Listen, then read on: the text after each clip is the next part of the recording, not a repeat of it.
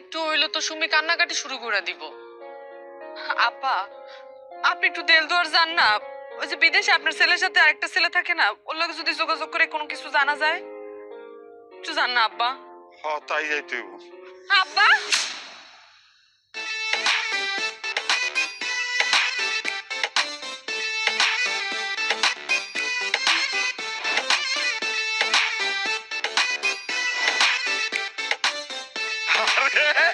আমার বাবা এখন সবাল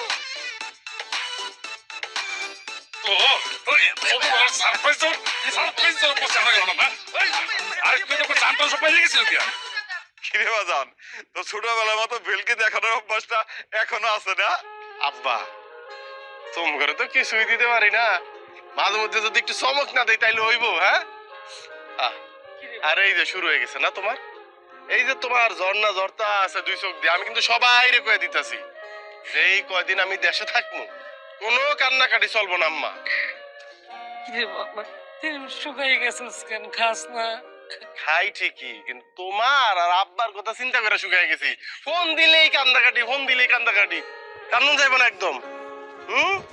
জামাল ভাই, তুমি কামটা ঠিক করছো? হ্যাঁ দেখো তো, সুমি এখনো বিশ্বাস করতে পারতাছে না যে তুমি আইছো।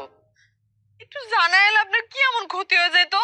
হ আমি তোমারে কইতাম যে আমি বিদেশ আইতাছি, আর তুমি সবাই রে ডলপিটা এটা জানাই দিতা, তাই না? বাইরে দাঁড়াই থাকি, যা ঘরে যা, বৌমা তারে লয়ে যাও। আজান দেখো তো ঘরটা কেমন হয়েছে। হ্যাঁ তুমি যে টাকা বানাইছিলা এই টাকা দিয়ে এই ঘর করছি, পছন্দ হয়েছে?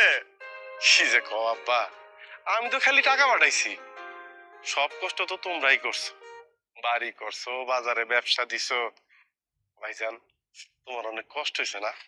আরে দূর পাগল, আমাকে কি কষ্ট? কষ্ট তো করস তুই, বিদেশ থাইকা সারাদিন কষ্ট করে কত টাকা কামাস, সেই টাকা পাঠাইছিস। আর মেরাপত হলে দেখে শুনে বাড়িটা বানাই দিছে, এই তো আর। ভাইজান কথা কিন্তু তুমি মিথ্যা কো নাই ভাইজান, বিদেশের বাড়িতে অনেক কষ্ট করি। খাওনের কষ্ট না ভাইজান, পরনের কষ্ট না, তোমার কাছে না পাওয়ার কষ্ট। বিদেশের বাড়িতে অনেক বড় ভাই পাইছি, অনেকে আদর করে। ফজলু ভাই নামে একজন আছে, অনেক আদর করে আমারে, এক লগে খাই, এক লগে ঘুমাই। কিন্তু ভাইজান আরাম পাই না। তোমার বুকের যে কোন জায়গায় পাই না ভাইজান। আমার যদি ক্ষমতা থাকতো আমি না লাগেজ বইরা তোমার বুকের লয়ে যাইতাম বিদেশের বাড়িতে, তারপরে আরামে ঘুমাইতাম ভাইজান। দোয়া করিস ভাই, যাতে সারা জীবন এরকম এক লগে থাকতে পারে। এক লগে থাকতে পারি কি ভাইজান? আমগো যে অভাবের দিন গেছে, আব্বা কত কষ্ট করছে, তুমি কত কষ্ট করছো। ওই সময় আমরা আলাদা হই নাই, আর এখন তো আল্লাহ দিলে আমগো মোটামুটি একটা অবস্থান হয়েছে। মৃত্যুর আগের দিন পর্যন্ত আমরা আলাদা হবো না ভাইজান, আলাদা হইলে বাঁচবো না ভাইজান, বাঁচবো না। আল্লাহ দিলে এখন আমগো দিন ফিরছে না, আপনার সারা জীবন এক লগে থাকবো আব্বা। তা তো থাকুম, যা বাজার করে যা, অনেক দূর থেকে আইসিস কষ্ট করে, যা যা বৌমা যাও, নিয়ে যাও।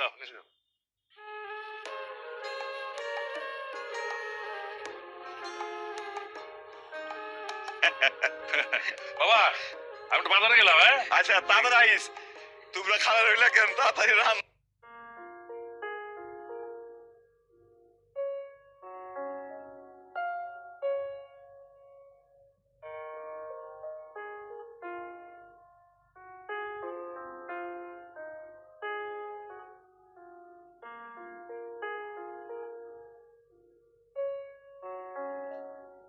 কি দেখেন? বাচ্চার ছবিটা অনেক সুন্দর, তাই না? এই ছবিটা আমার মেলা থেকে ভাবি আয়না দিছিল। আচ্ছা বউ, আমগো বাচ্চাটা যদি বাইসে থাকতো তাইলে আজকে আমার বাবা বাবা বাবা বাবা ডাকতে ডাকতে পাগল করে দিত না?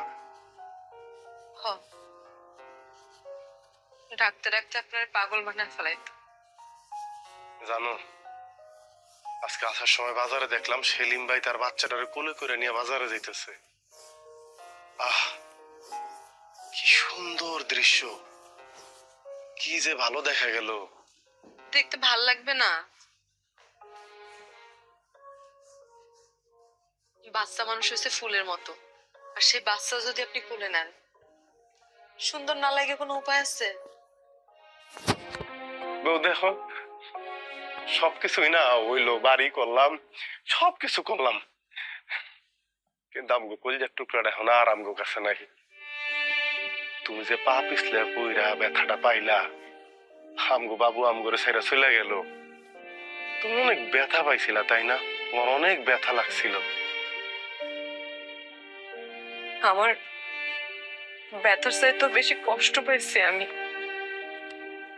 এর চাইতে যদি 1000 গুণ বেশি ব্যথা আমি পাইতাম, তার বিনিময়ে যদি আমার বাচ্চাটার এই পৃথিবীতে বাঁচায় রাখতো, আমার কাছে পাইতাম, আমার সব ব্যথা আমি ভুলে যেতাম। কি করবো কও, হায়াত মৌত সব তো আল্লাহর হাতে। আল্লাহ যেটা ভালো মনে করছে সেটাই তো করছে। জানো বউ, আজকে যখন বিমানে আসতেছিলাম, ওই বিমানে একটা ইংরেজ পরিবারও ছিল, তাদের সাথে একটা ফুটফুটে বাচ্চা ছিল। বারবার ওর বাপের ওর মারে কইতেছিল কি ড্যাডি মাম্মি, ড্যাডি মাম্মি। কি চমৎকার শোনা যাইতেছিল। আমগো যদি বাচ্চা হয়, আমি ওর এইটাই শিখামু। ও আমারে কইব ড্যাডি, ও আমারে কইব মাম্মি। কেমন হইব? হাসো কেন? তো হাসমু না? আপনার কি আবদার? আমাকে বাচ্চা হইলে আমার ডাকবো ড্যাডি আর তোমার ডাকবো মাম্মি? না, আমাকে বাচ্চা হইলে আপনার আব্বা ডাকবো আর আমার আম্মা ডাকবো।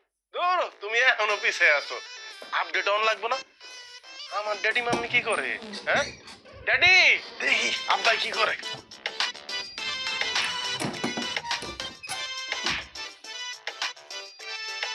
তোমার কত বড় সাহস, চোরের মতো আমারে না জিগাইয়া আমার ক্ষেতের থেকে তুমি শাক তুলে আনছো। এই শাফালির মা, মুখ সামলায় কথা কও। হ্যাঁ, কারে চোর কস? হ্যাঁ, তুই যখন আমার কাছ থেকে লাউ নিয়ে আসোস, আমার ক্ষেত থেকে শাক নিয়ে আসোস, তখন তোরে কিছু কই? কও না কেন? হ্যাঁ কও না কেন? এত বুঝি না আমি। তুমি আমার ক্ষেতে শাক লাগাই দিয়ে যাইবা কইলাম, কিন্তু ভালো হইব না। আমার বাড়ির আবদার তুমি আমার শাক খাতের মধ্যে লাগাই দিয়া যাও। শাক তোলার পরে শাক লাগাই কেমনে লো? হ্যাঁ, আমি এত কিছু বুঝি না। তুমি যেখান থেকে শাক তুলে আনছো ঠিক সেই জায়গায় তুমি শাক লাগাই দিয়ে যাইবে কইলাম, কিন্তু আমি শাক ওইখানে লাগামু না। আমি শাক তুলছি, আমি শাক লয়া বাড়ি যাবো। তুই পাল্লা আমারে ঠেকা। তুই বাড়ি যাইয়া দেখ দেহি একটা করছো চুরি আবার সিনা চুরি। হ্যাঁ, এই একেবারে কথা একেবারে ঠিক করে রাখো। একেবারে তোর মুখটা ভাঙা দেবো। তুই কারে কত চিনাচুরি? হ্যাঁ, তুই যখন নাস তখন আমি তোর কিছু খাই। তুই আমার পাল্লে ঠেকা, ঠেকা পাল্লে। ভাঙ্গা দেখা দেহি আমি দেখতে পাচ্ছি। তোর ব্যাংকে কি দেখো? হ্যাঁ, কি দেখো তোর ব্যাংকে? তোর কত বড় কলজা, কলজা কি দেখো? কলজা তোর এত বড়। হ্যাঁ, হাত লাগাবি একেবারে দেবো। স্যার, ইয়া দিবি তুই, আমি তোর সাইডা দেব নাকি? হ্যাঁ? এই তোমরা মারতে করতেছ। যাওস না। ওই আমগো জাংলা থেকে লাউ নাই নাই, ক্ষেতের থেকে শাক নাই নাই, ওরে আমরা কোনো কিছু কইছি? আর আজকে করে শাক নিছি দেখো ও আমারে চোর কত কিছু টাকা শুরু করে দিচ্ছে। ওর সাহস কত বড়। হ্যাঁ ভাবি, ঠিকই তো। তুমি যে আমাকে লাউ জাংলা থেকে কত লাউ না কয়ে নিছো, আজ পর্যন্ত কোনোদিন আমরা কেউ তোমারে চোর কইছি? হ্যাঁ, কিচ্ছু কও নাই, আদর করছিলা, মুখ বাইন্দা রাখছিলা কেন? হ্যাঁ, তোমার এখানে কয় টাকার শাক? কয় টাকার শাক তোমার এখানে? তোমার টাকা আমি তোমারে দিয়ে দিব। টাকার গরম দেহ আমারে। আমার জামার কি কম টাকা লো? আমি এত কিছু জানি না। যেখান থেকে তুমি শাক তুলছো ঠিক ওইখানে তুমি শাক লাগাই দিয়ে আইবা। আমি এত কথা জানি না। ধরুম না, আগ লাগামু না। তোর তো শাক লাগাই দিতে পারব না, তোর গালের মধ্যে একটু লাগাই দিয়া দাও। এই দে,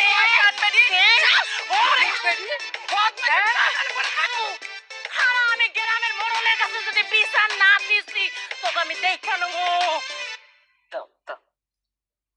এই সামান্য লাল শাকের জন্য শেফালির মা এত ঝগড়া করলো?